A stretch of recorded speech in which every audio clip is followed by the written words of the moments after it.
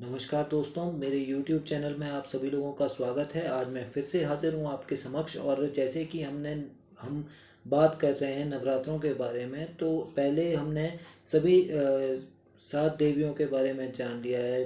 जिसमें माता शैलपुत्री को हमने मनाया, फिर ब्रह्मचारिणी माता को मनाया, फिर चंद्रघंटा माता को मनाया, फिर कुष्मांडा देवी को, और फिर उसके बाद जो है पांचवी हमारी जो माता थी वो स्कंद माता थी। छठी छठी हमारी जो माता थी वो छठी माता हमारी जो थी वो कात्यायनी देवी थी। सातवीं माता हमारी महा कालरात्रि थी। और जो अब आठवीं हमारी जो देवी हैं उनके बारे में आज हम बात करने जा रहे हैं। तो आप लोगों को मेरे वीडियोस किस तरह के लग रहे हैं इसके बारे में आप मुझे ज़रूर बताएं, और किस तरह का आप कंटेंट और देखना चाहते हैं उसके बारे में आप ज़रूर बताएं। और कमेंट ज़रूर करें। अगर आपको अच्छा लगे तब भी कमेंट करें। अच्छा आपको लगता है कि इसमें कुछ चेंज करना चाहिए था तो वो भी आप हमें बताएं, तो उसमें भी उस पर भी हम काम करेंगे। तो जैसे कि अभी तक हमने जो है 7 देवियों के बारे में जाना था। हमेशा हमने 7 दिन में 7 देवियों की पूजा की।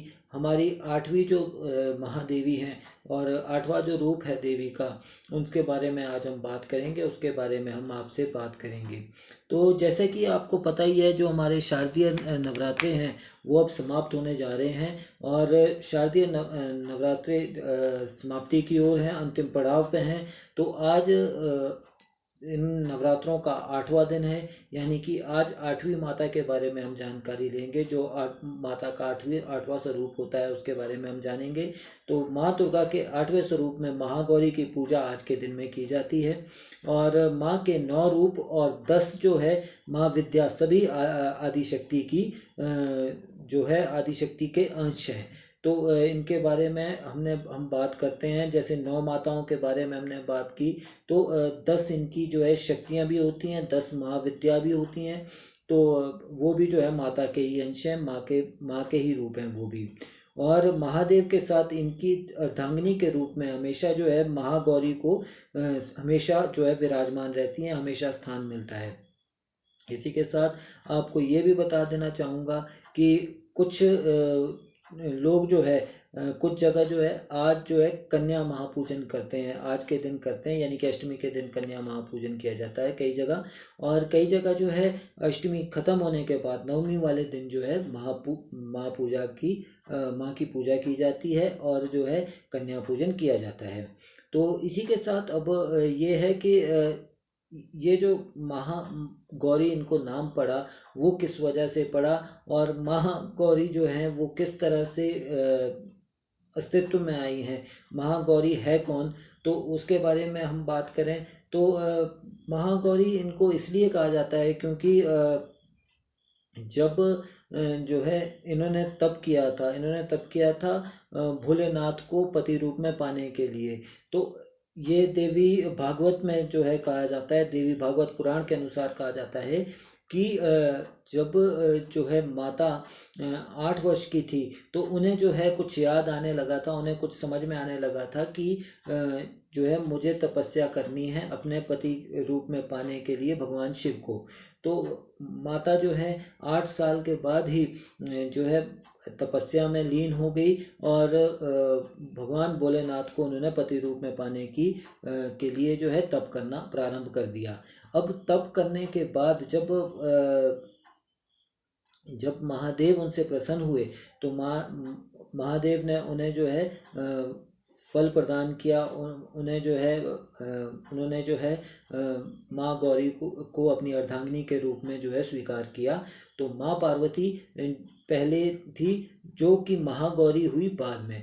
महागौरी कब हुई उसके बारे में बता दूं। महागौरी उनको इसलिए कहा जाता है क्योंकि जो है जब उन्होंने जो तपस्या की थी उसके बाद जब महादेव उनसे प्रसन्न हुए थे तो महादेव ने उन्हें कहा था कि ठीक है, मैं आपको पत्नी रूप में स्वीकार करता हूँ। तो साथ में उन्होंने कहा कि ऐसा है, आप जो है गंगा में स्नान कराएं। तो उसके बाद जो है माँ जब गंगा स्नान करने गई तो माँ की तपस्या से प्रसन्न भोलेनाथ ने जब माता को गंगा स्नान करने को कहा था, जैसे ही माता पार्वती जो है गंगा स्नान करने गई, तब देवी का एक स्वरूप जो है श्याम वर्ण का हुआ, तो उसे जो है माँ कौशिकी देवी कहा जाता है।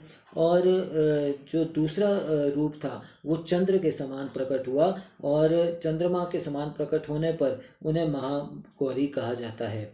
अब महागौरी जो माता हैं उन्हें जो है महागौरी इसीलिए कहा जाता है क्योंकि वो उनका जो वर्ण था, यानी कि उनका जो शरीर था वो गौर वर्ण का हो गया था, गौर वर्ण का हो गया था, इसीलिए उन्हें महागौरी कहा गया।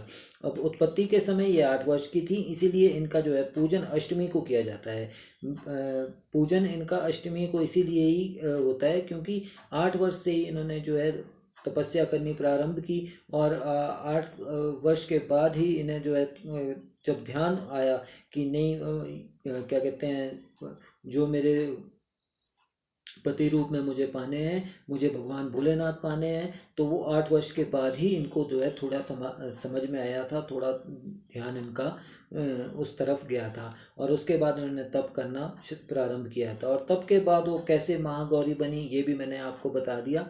अब जो है माता गौरी जो हैं, यानी कि महागौरी जो हैं, वो भक्तों की सभी मुरादों को पूरी करने वाली हैं। और माता का स्वरूप बहुत ही उज्जवल है, निर्मल है, माता का स्वरूप बहुत ही सुंदर है, और श्वेत वर्ण की हैं और श्वेत वस्त्रधारी हैं, यानी कि श्वेत वस्त्र पहने रहती हैं। और इनका जो वाहन है वो वृषभ है, सफ़ेद वृषभ है इनका जो वाहन है। तो और इन्हें जो है संगीत प्रिय है, ये भी एक संगीत इन्हें जो है बहुत ज़्यादा प्रिय है। और माता सफ़ेद वृषभ पर यानी सफ़ेद बैल पर जो है सवार रहती हैं।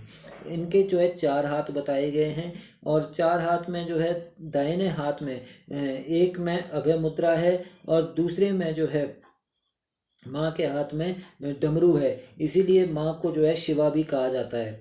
इसी तरह से जो है माँ के जो है बाईं तरफ जो हाथ है उसमें एक में डमरू है, और एक में जो है दूसरे हाथ में जो है अभय वरदान है। यानी कि पहले हाथ में अगर आप देखें तो शक्ति का प्रतीक जो है माता के शक्ति का प्रतीक त्रिशूल है माता के पास, तो इसीलिए जो है इन्हें जो है शक्ति भी कहा जाता है, और शक्ति भी कहा जाता है।